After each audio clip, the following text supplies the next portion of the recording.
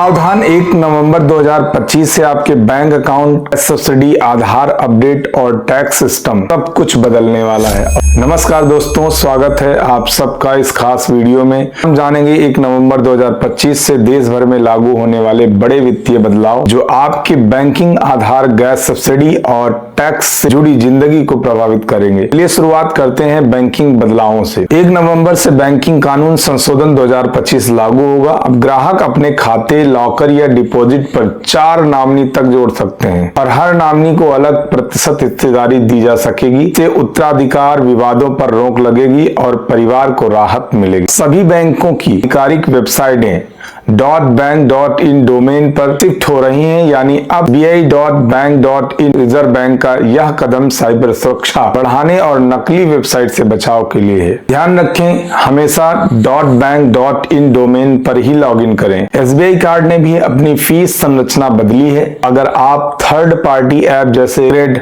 Check या MobiKwik के जरिए शिक्षा शुल्क चुकाते हैं तो 1% चार्ज देना होगा। इसके अलावा अगर आप 1000 से ज्यादा का वैलेट लोड करते हैं, यानी अपने अकाउंट में ऐड करते हैं, तो भी आपको 1% शुल्क अलग से देना पड़ेगा। इसलिए ऑनलाइन ट्रांजैक्शन से पहले इन बदलावों पर गौर करें। बात करते हैं आधार अपडेट की। UIDAI ने आधार अपडेट प्रक्रिया को सरल बना। अब नाम, जन्म तिथि, पता या मोबाइल नंबर में बदलाव मात्र 75 रुपए में किया जा सकेगा, जबकि फिंगरप्रिंट या आइरिस अपडेट 125 रुपए में होगा। तो कि बायोमेट्रिक अपडेट अब 1 साल तक बिल्कुल मुफ्त होंगे। सबसे अच्छी बात, अब माई आधार पोर्टल पर नाम, पता या मोबाइल नंबर बदलने के लिए किसी दस्तावेज की आवश्यकता नहीं होगी। बायोमेट्रिक अपडेट के लिए नजदीकी केंद्र पर जाना होगा। अगर आधार में कोई गड़बड़ी है तो उसे ऑनलाइन सुधार लें और मुफ्त सुविधा का लाभ उठाएं। बात करते हैं LPG की। सरकार ने LPG सब्सिडी पाने के लिए eKYC अनिवार्य कर दी है। हर वित्तीय वर्ष में आधार से बायोमेट्रिक सत्यापन कराना होगा, वरना सब्सिडी बंद हो सकती है। यह eKYC मोबाइल ऐप या गैस एजेंसी पर निःशुल्क कराई जा सकती है।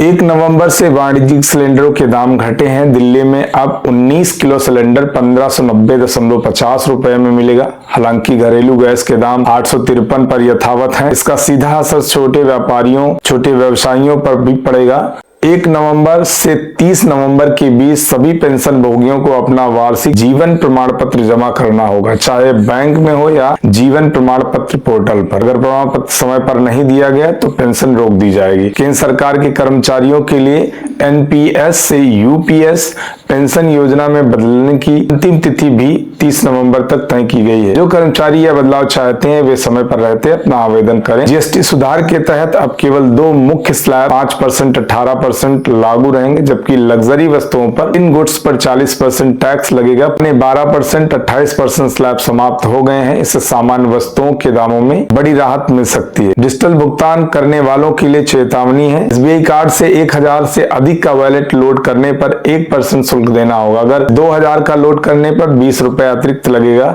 चार्ज को ध्यान में रखकर ही वैलेट इस्तेमाल करें। इस प्रकार 1 नवंबर 2025 से लागू होने वाले ये सभी बदलाव सीधे आपकी जेब सुविधा और डिजिटल सुरक्षा से जुड़े हैं। अब आप समझदारी से अपने वित्तीय फैसले लें कि आने वाले समय में कोई परेशानी ना हो। अगर यह जानकारी उपयोगी लगी है तो वीडियो को लाइक करें, शेयर करें, चैनल को सब्सक्राइब करना ना भूलें, ताकि ऐसी ही महत्वपूर्ण अपडेट आप तक समय पर मिलती रहे।